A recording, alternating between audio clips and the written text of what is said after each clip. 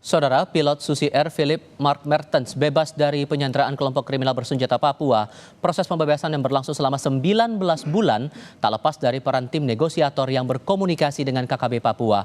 Lalu seperti apa kisah perjalanan panjang negosiasi pembebasan pilot Susi Air ini? Berikut wawancara jurnalis Kompas TV Alfania Rizky dengan negosiator pembebasan pilot Susi Air yang juga mantan Bupati Nduga Edison Gwijangke. Drama 19 bulan penculikan pilot Susi Air Philip Mark Mertens akhirnya usai. Tim negosiator dari Indonesia bersama dengan kelompok kriminal bersenjata berhasil menyepakati untuk kemudian membebaskan Philip Mark Mertens kembali ke keluarganya. Seperti apa kisah di balik proses negosiasinya? Sudah bersama saya dengan mantan penjabat Bupati Nduga, Bapak Edison Gwijangke yang sekaligus tim negosiator pembebasan Philip Mark Mertens. Selamat siang Bapak. Selamat siang. Terkait dengan pembebasan ini, kan kita tahunya sudah bebas, tiba-tiba sudah bebas. Proses negosiasi panjangnya juga sangat intens. Sebenarnya kronologi detail hingga kemudian sampai ke kesepakatan pembebasan di tanggal 21 September 2024 lalu itu seperti apa?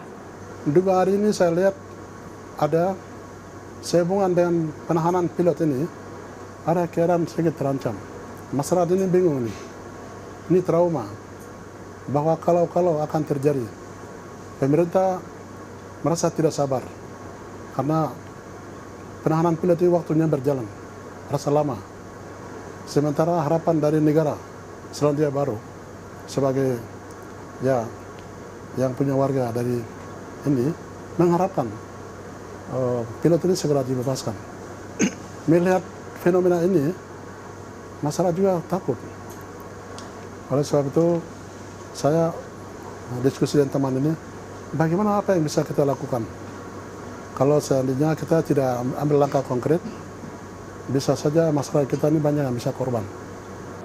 Di tanggal 21 September itu Pak, ketika pembebasan kemudian disepakati, apa yang terjadi sebenarnya di lapangan ketika Bapak bernegosiasi, kemudian melaporkan ke Polsek, kemudian akhirnya dijemput, itu seperti apa?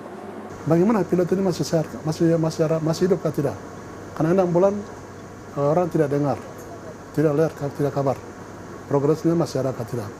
Kami sampaikan pada saat Desember itu, tanggal 15. Pilot ini masih hidup atau tidak? Jangan-jangan sudah mati, baru saya katakan atau tidak, pilot masih aman karena dikawal oleh gereja, dijaga baik oleh masyarakat. Jangan-jangan sudah mati baru saya katakan. Coba bagaimana? Masih ada atau tidak? Kalau masih ada, tolong progresnya tampilkan. Karena kami tidak diizinkan ketemu. Tidak bisa. Jadi, oke, kalau begitu nanti saya akan tampilkan. Pak Eka bilang. Akhirnya tanggal 15 saya bicara, tanggal 22 Desembernya gambar pilot keluar. Ya. Kemudian sampai di tanggal 21 September, gimana Pak? Akhirnya disepakati. Masyarakat lagi, maka tidak izinkan daerah mereka ini pakai untuk pembebasan pilot. Takut nanti kalau selesai ini ada operasi terjadi dari pihak TNI. Mereka takut. Mereka larang, harus kamu keluar dari sini ke tempat yang dimana pilot ditahan. Oke, terus dari intern Kodat apa namanya? Ada 1-2 atau batalion tertentu yang keberatan untuk pembebasan itu. Ada halangan, akhirnya menahan diri di situ untuk menjaga, mengawal keadaan, perintahkan orang kepercayaannya, yuk ke guru, dan kamu ambil langkah-langkah untuk pembebasan. Kami tim dikasih tahu juga kamu masuk untuk eksekusi keluar. Nah, itu terjadi tanggal 27, kami ingin ketemu pilot. Minta izin mereka untuk ketemu pilot. Karena batalion yang jaga pilot ini, kami harus minta dia untuk izinkan kami ketemu.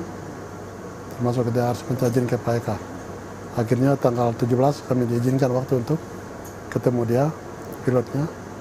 Ternyata pilot dalam keadaan sedikit baik, tapi ada sedikit pucat, sudah sedikit lemah, kurus. Akhirnya kami kasih tahu di situ bahwa kita berdoa saja.